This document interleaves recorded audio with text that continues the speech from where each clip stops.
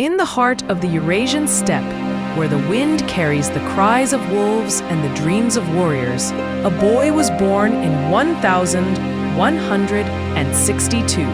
His name was Temujin, son of a minor chieftain, thrust into a world of blood feuds, betrayal, and unrelenting hardship. This is no mere tale of conquest. This is the saga of Genghis Khan, the outcast who forged the greatest empire in human history, a man whose name became synonymous with terror and triumph. The Mongols were children of the steppe, nomads who lived and died by the horse, their lives shaped by the harsh rhythms of survival. Temujin's world was one of constant danger. At 9, his father was poisoned by rivals. His family, cast out by their own tribe, faced starvation. Captured and enslaved, he wore a wooden kang, humiliated but unbroken. Through sheer will, he escaped, forging alliances with men like Jamuka, his blood brother, and Togrul, a powerful Khan. But the steppe was unforgiving. Friendship turned to rivalry. Temujin's genius lay not just in his courage, but in his vision. He saw a fractured people and dreamed of unity. By 1206, through diplomacy, marriage alliances united the Mongol tribes under one banner. He took the title Genghis Khan, universal ruler. His reforms were radical. He shattered tribal hierarchies, elevating loyal commoners over nobles. He harnessed the steppe's greatest weapon, the mounted archer, trained to fire with deadly precision at full gallop. This was no mere warlord. This was a man reshaping a people for conquest. In 1209, Genghis turned his gaze beyond the steppe. The Western Xia, a Tangut kingdom, was his first target. Their fortresses fell to Mongol ingenuity, siege tactics learned from defectors, rivers diverted to flood defenses. By 1211, Genghis targeted the Jin dynasty in northern China, a realm of walled cities and vast armies.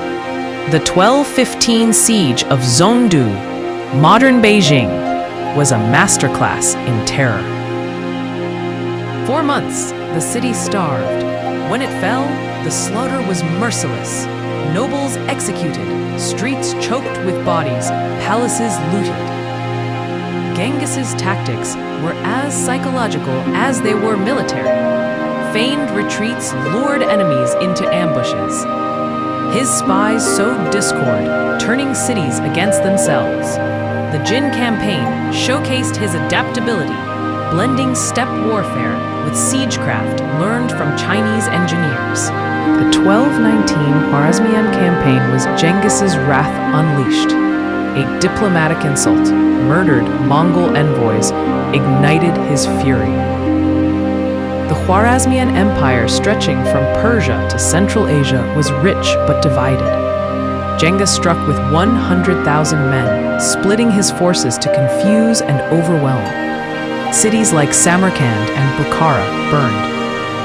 Shah Muhammad's empire collapsed in months, its people massacred or enslaved. Some estimate 1.25 million died in Bukhara alone. Genghis Khan's empire was a machine of war, oiled by discipline and innovation. His armies were organized in tumans, units of 10,000, subdivided into tens, hundreds, and thousands, moving with uncanny precision. Scouts rode hundreds of miles, relaying intelligence via the Yam, a relay network of horse stations. He weaponized fear. Cities that resisted faced annihilation. Those that surrendered were often spared. Captives were used as human shields or forced to build siege engines. Yet, Genghis was no mere butcher. He adopted technologies, gunpowder, catapults from conquered peoples, creating a hybrid war machine. The human cost was staggering. Historians estimate 20 to 40 million died under Mongol hooves, up to 10% of the global population. Entire regions, like the Khwarezmian heartland, were depopulated, their irrigation systems ruined, turning fertile lands to dust. Yet from this destruction rose order. The Pax Mongolica secured the Silk Road, linking east and west. Ideas flowed, gunpowder to Europe, Chinese medicine to Persia. Genghis's empire was a paradox, a crucible of death that birthed a connected world. Who was Genghis Khan? A visionary? A tyrant? Both? He was a man shaped by betrayal, driven by a need for security through domination. His Yasa code enforced loyalty, banned theft among Mongols, and promoted religious tolerance, a stark contrast to his battlefield art. In 1227, during a campaign against the Xia, Genghis fell ill and died, his body carried back to Mongolia in secret.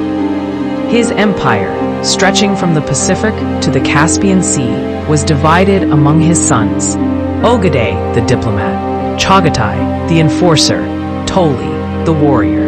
Under Ogadai and later Kublai, the Mongols reached Hungary, Poland, and Egypt, their hooves shaking the medieval world. The Mongol Empire reshaped history. It broke feudal structures, spread technologies, and opened trade routes. The Black Death, some argue, spread faster because of Mongol roads.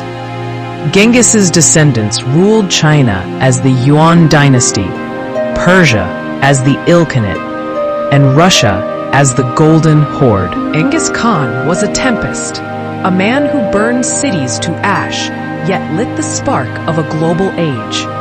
His conquests left scars still visible in the ruins of Central Asia. But his empire wove the world closer, its roads carrying goods, ideas, and destinies. From the steppe's heart rose a shadow that reshaped history, a legacy of blood, ambition, and connection that endures.